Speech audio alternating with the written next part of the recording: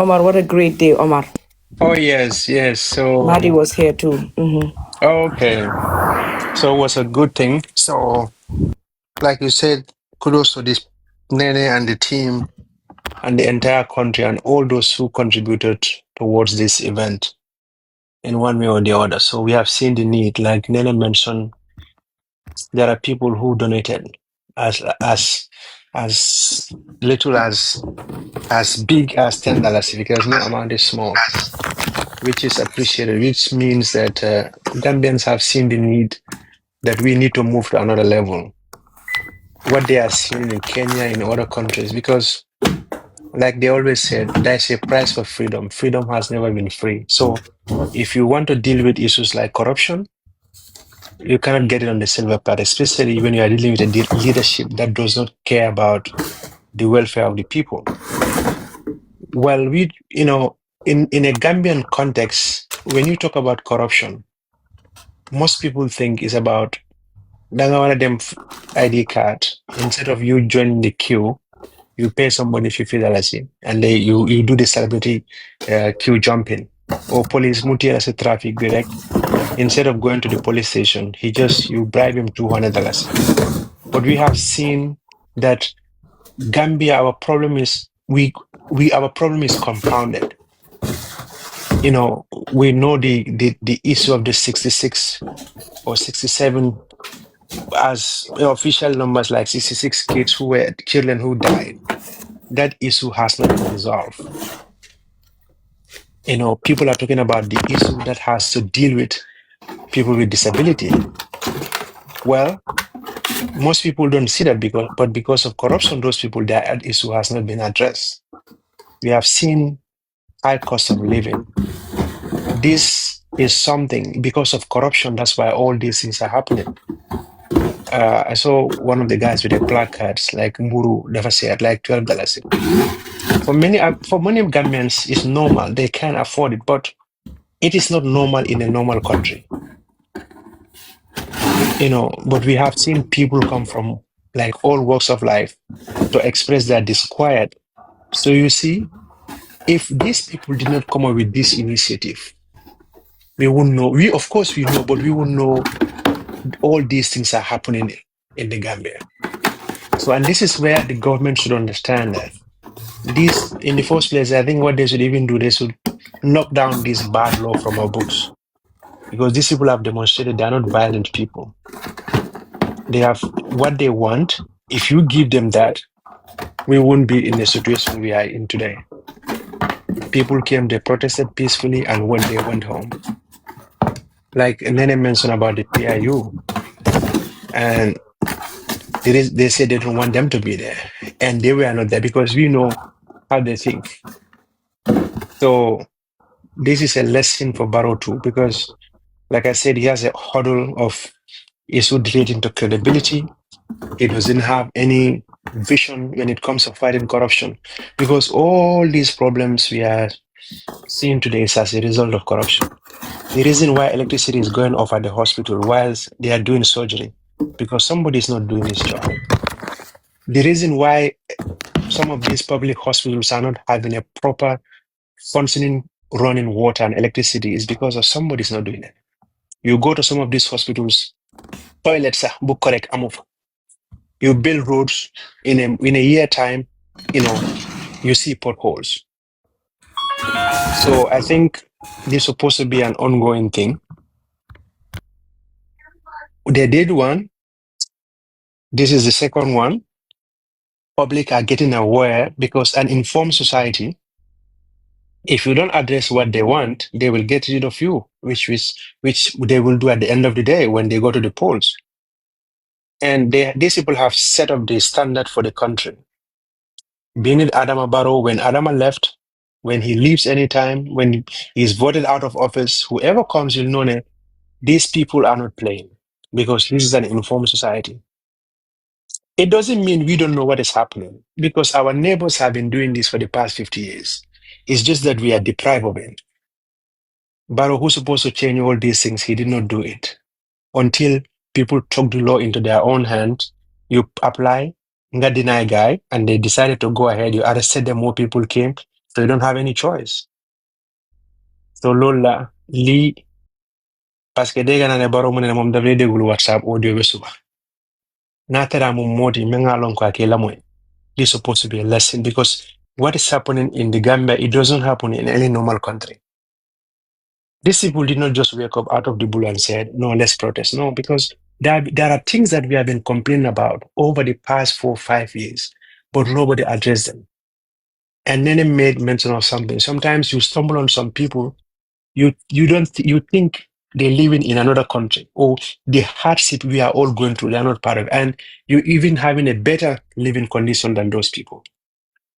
So for now, I think Barrow's supposed to step up and start cleaning and clean himself as well, because it has to start from him. He has more time now against the election time to do, at least we will say he did all these bad things, but when they took up before he was kicked out of office, he was able to sanitize himself a bit, because we cannot continue like this.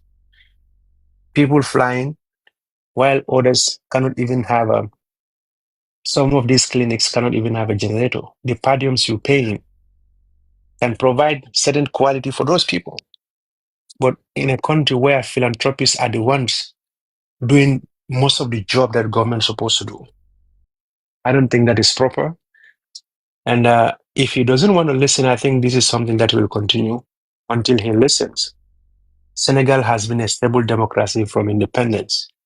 But, why was the democracy strengthened? Because it's the protest, it's the demonstration. So in the Malabi, people took to the streets. The president will call and say, but why is it happening? Why Gambia is the only continuum? I think that they think the ñom mum yalla. Lu nekk ñu bàyyi ko yalla baax na. Like I always say, yalla mum yaga na baax. Why? We have to look at other things too. When the petrol price goes up, it doesn't come down. So what is the problem? A bag of sugar, the same thing. And even if the pump price goes down in the world, other markets in the world, Gambia still maintain that thing. So the burden is on Barrows and all these institutions. He has to start working up now. So for now, that's what I have to say. Thank you, Omar. And we saw the DW Africa coverage and Hamdanet Amgasulaho. So thank you so much for that. We appreciate you. Yeah, you're welcome. Yeah, that's It's a good day. Bangere ngene ane counter protest. Why nyom sinyo counter? So a counter kai.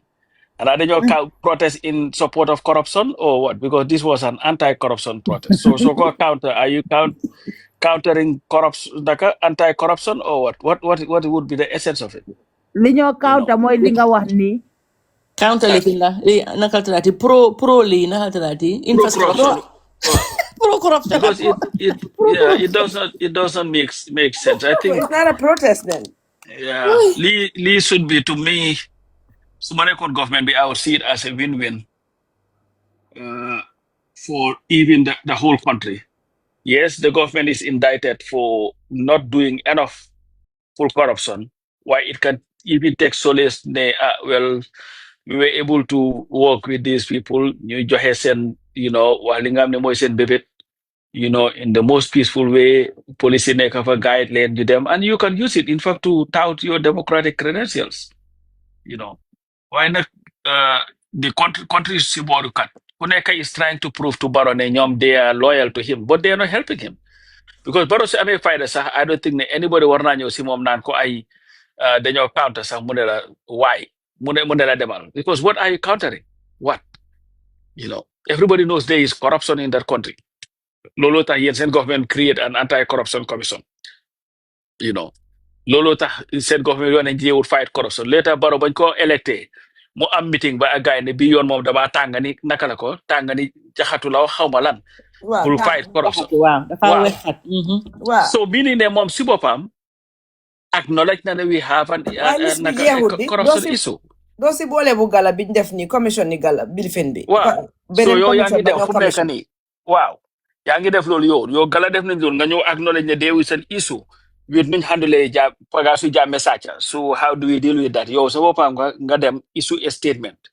Ne yange gene reports. From nekani you have nakala to the your co-equal the National Assembly investigating that matter.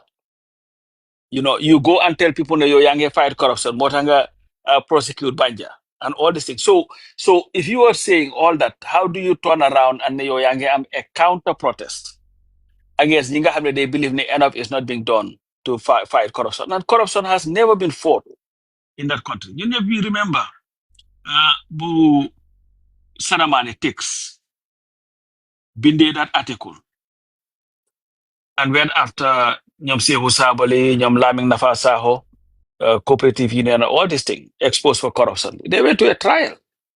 And government beside them able takes court, a civil matter. Takes won the first trial, guy you them then go appeal at. We all remember that. And what has happened over time since the Kabimo, this is the first time that citizens have taken the lead in the fight against corruption.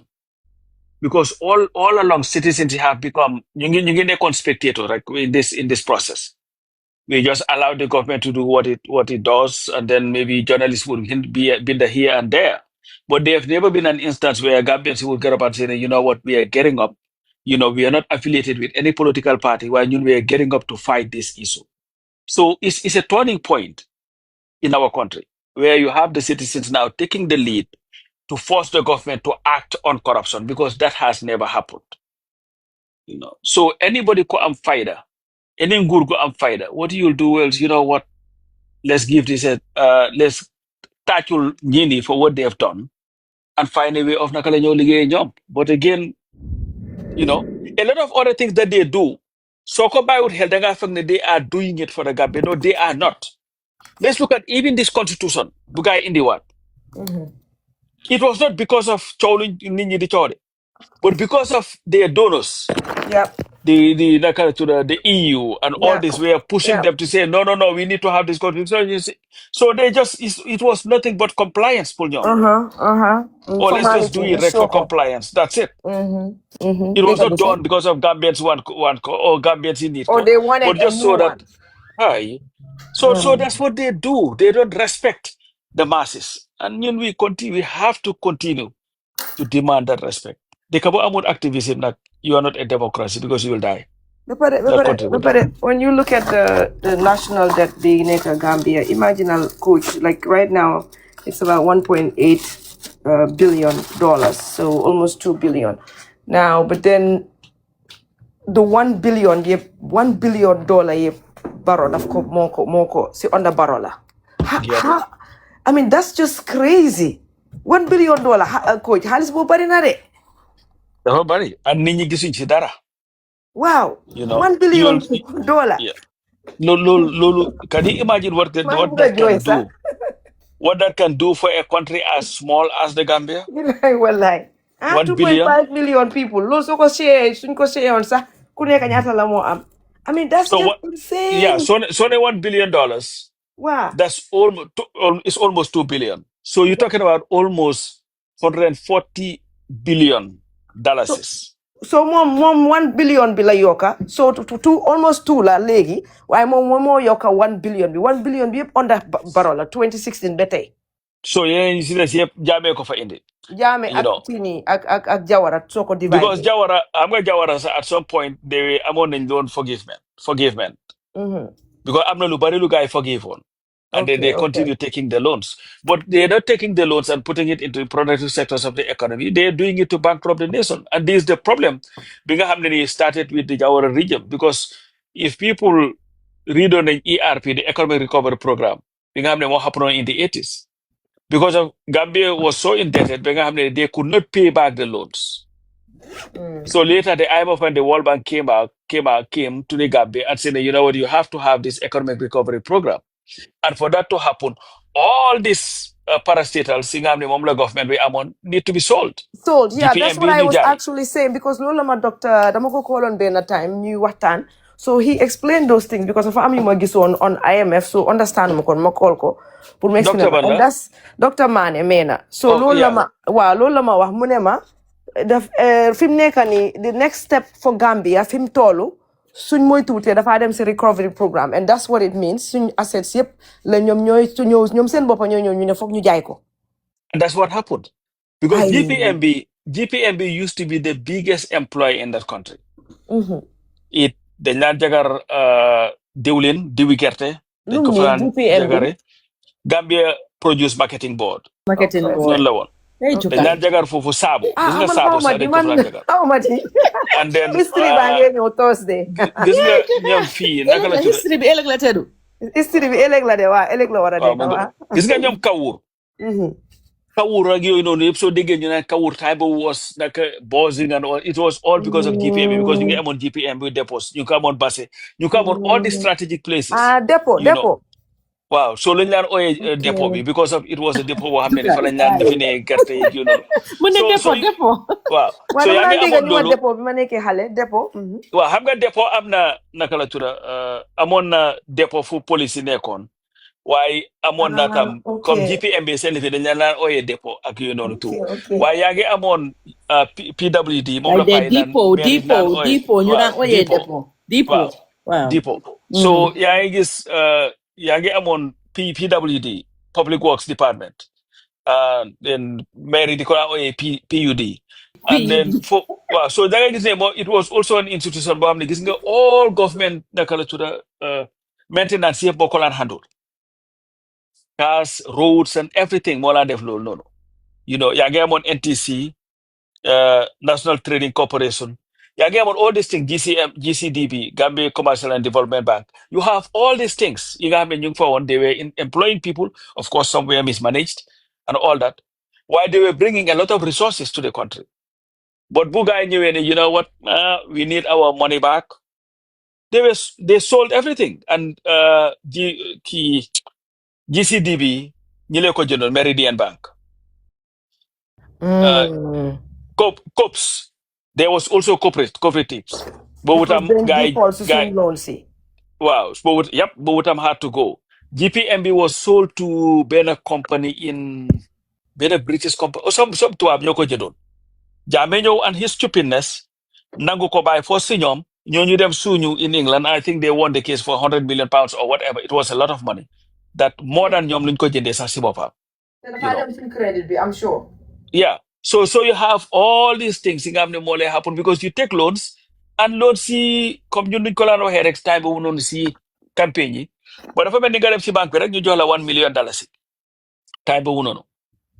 It was a lot of money. Nga dem tabax ci taxi kaw takka si ñeenti jabar bor bu set ngay rey xar su yàggee alal gi jeex doo am loo fayee bor ba ñu nangu kër ga say ya tas njaboot ga tas and loolu moo nekk di situation in the Gambia and that's what we are dealing with now.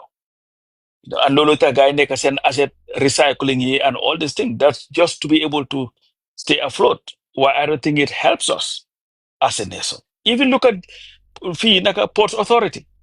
Why would you take somebody nga jël an other institution ne ko kaay nga ronal ma ports within 2 months they were able to do much more than li nga xam ne moom la ñu fa nekkoon def for 5 years and you maintain those people.